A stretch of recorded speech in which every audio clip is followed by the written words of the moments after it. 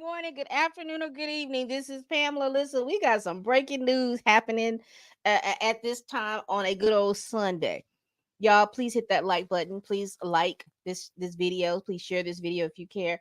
Y'all, I just got finished recording my stunt shows and shenanigans show. Check the news and Lord mercy have.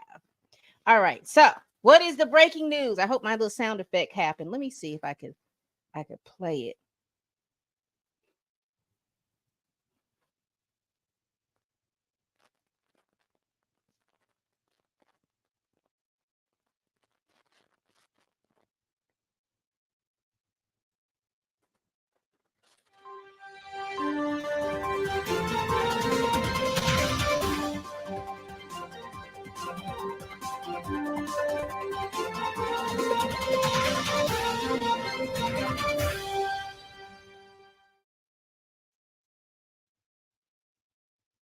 What are you talking about, Pamela? What are you talking about? So let's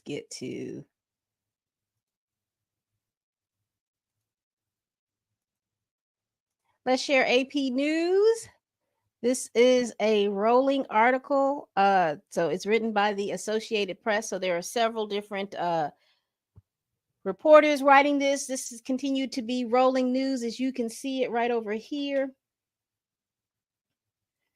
So we see that Biden has dropped out of the race. He has endorsed Kamala Harris, who is the current vice president, to be to run for the Democratic Party. Now, this was all amidst of little different things in regards to Biden with his seemingly his health. When he came into the race 4 years ago, he was in better health. We cannot even ignore or deny that he was in better health. But right now, it is appearing as if Biden is moving a little slower. And I'm not telling you that that has anything to do with his cognitive thing, but I think it has a lot to do with appearances. I think that it has a lot to do with, because we are visual people, and visually on the world, we want to look strong. We want to look that our leader is strong and he's not mumbling and fumbling and following and falling and all this other stuff, and appearing to be not just in his best health. And I think Biden recognizes, that he's sick, and it probably takes him a little longer to recover from the things that he is sick from. So I wanted to go, this is just the article talking about it. They're doing it in real time. If you can see, you can't see my cursor over here. But over here on the side where it says July 21st, 2024. So as of 20 seconds ago, and let me see if I can refresh it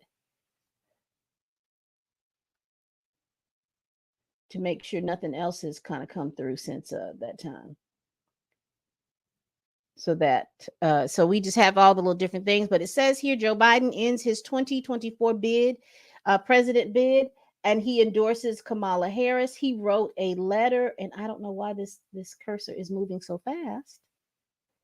He wrote a letter. I saw it on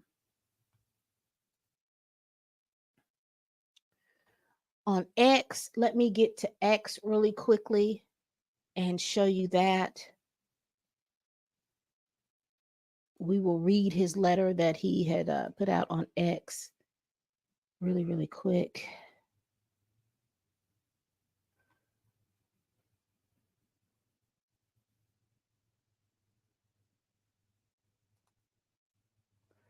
I apologize.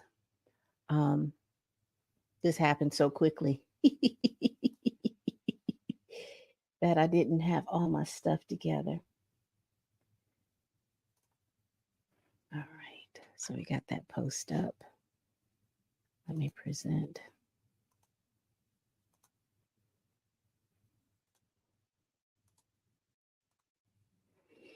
All right, here we go. So let's read the letter that Joe Biden wrote and he posted. It says, this is from Joseph R. Biden, Joseph Robinette Biden. It says, my fellow Americans, over the past 3.5 years, we have made great progress.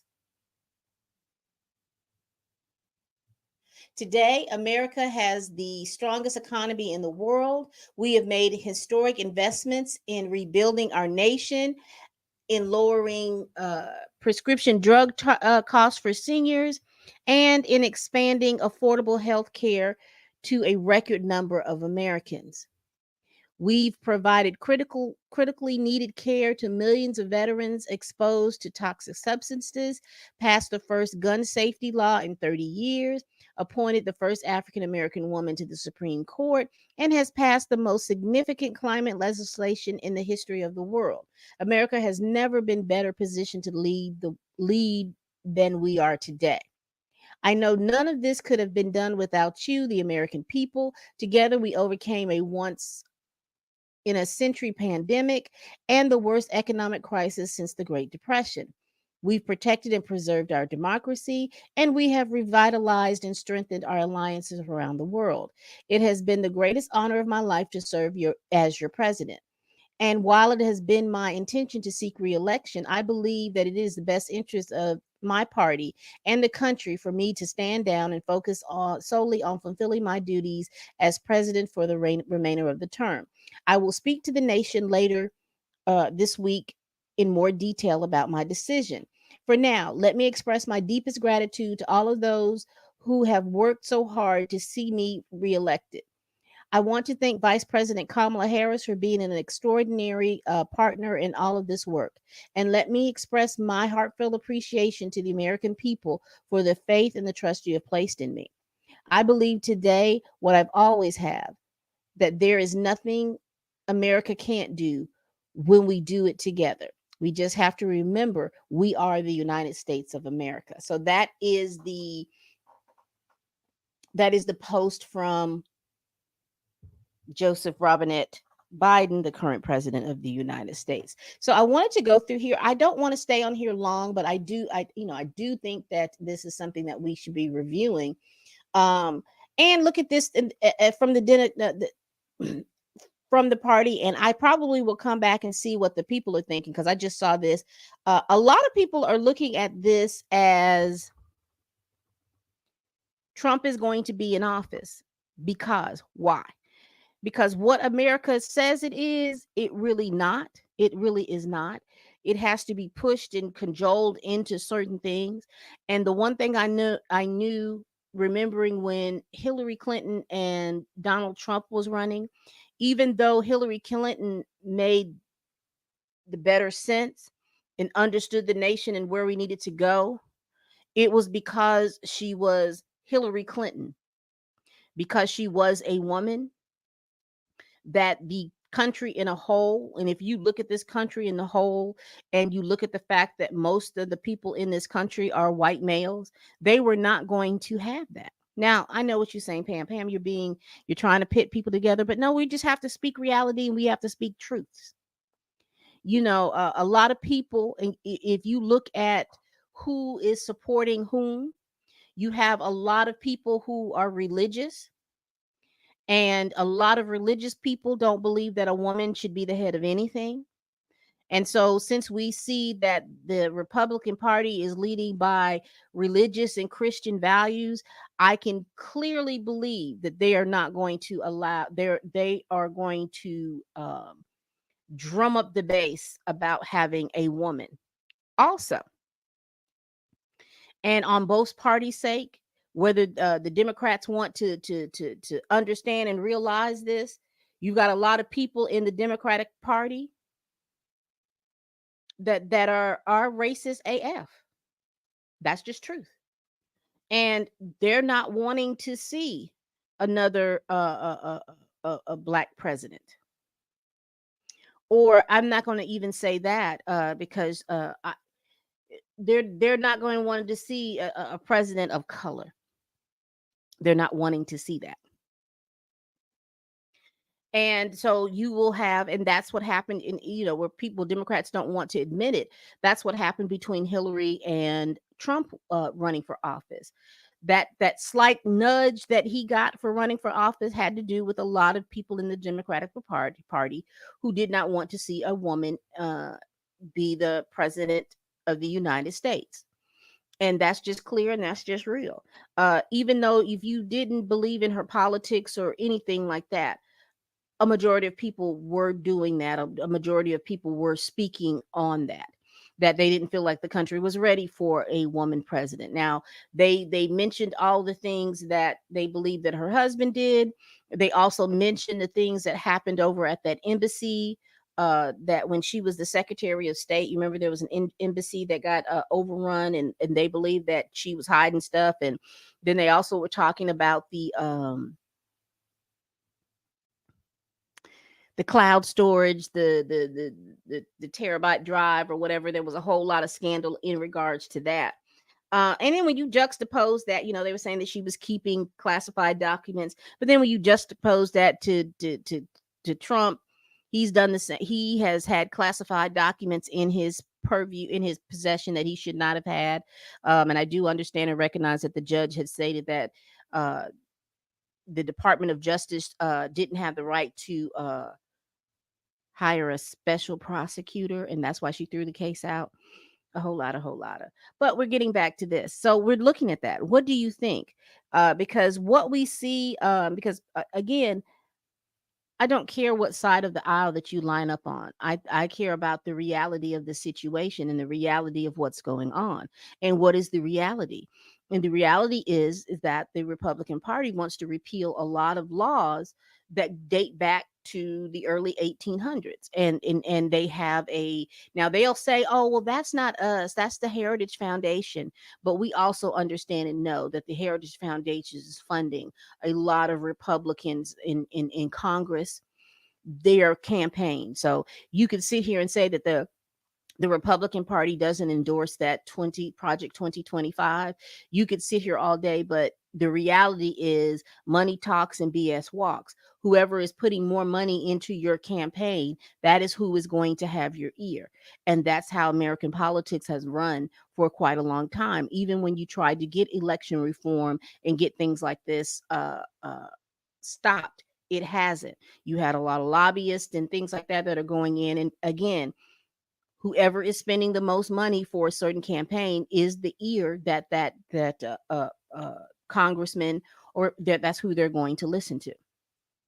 So this is going to be interesting. Because we vote. This is something to me that the Democratic Party saw 2 years ago, when maybe a year ago, when he was moving slow, when we saw a lot of when there were a lot of visual images on television showing that he was moving really, really slow. I think that this should have been something that you all should have done at the least 12 months ago, and then been able, or he'd done this 12 months ago.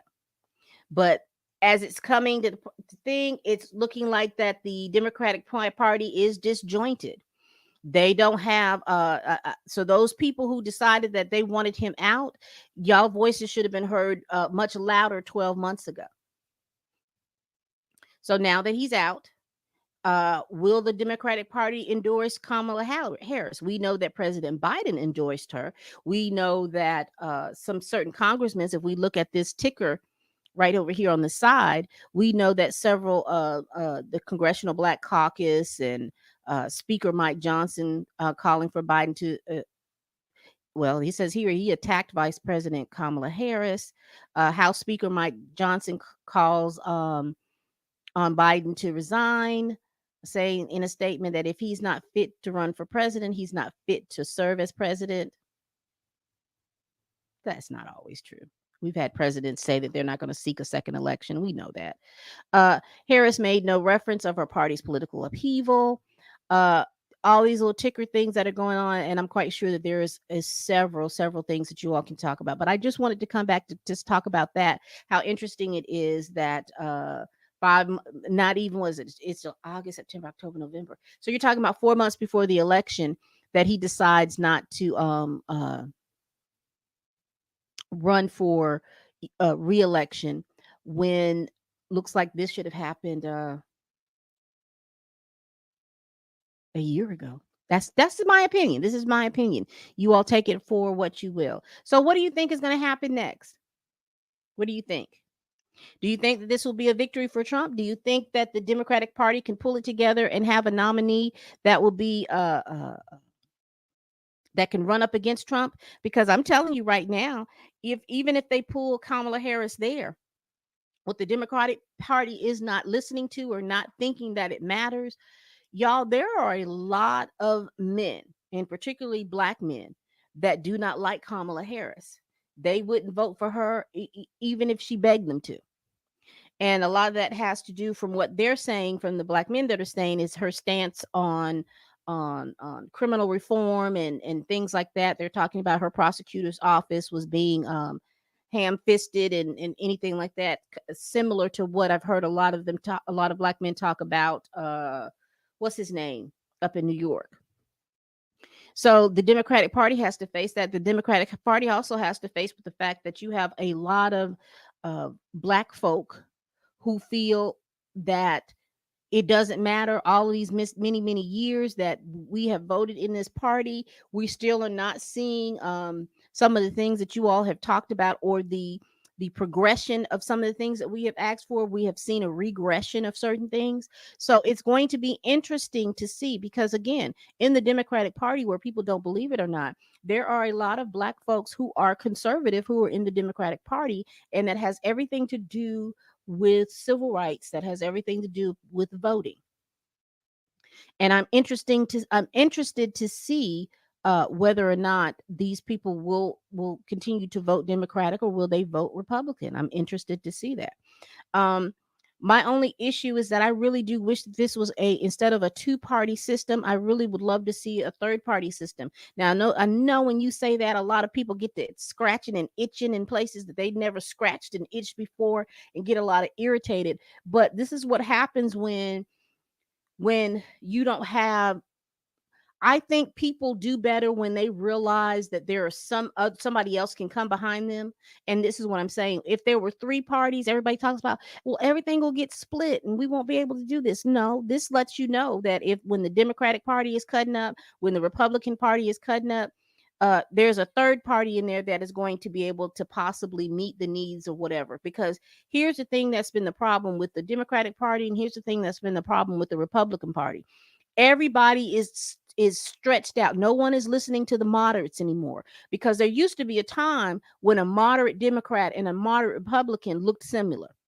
You know, they were middle of the road of all of this. Now we have the extremists on both sides that to me are running the party, and they're running the parties, each one of those parties, to the ground.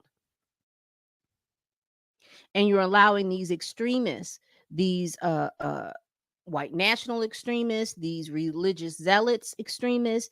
You're on the Democratic side, you're having the extremists of people who are wanting to rewrite how we communicate with each other. You have people who are over here talking about reform, criminal reform and things like that.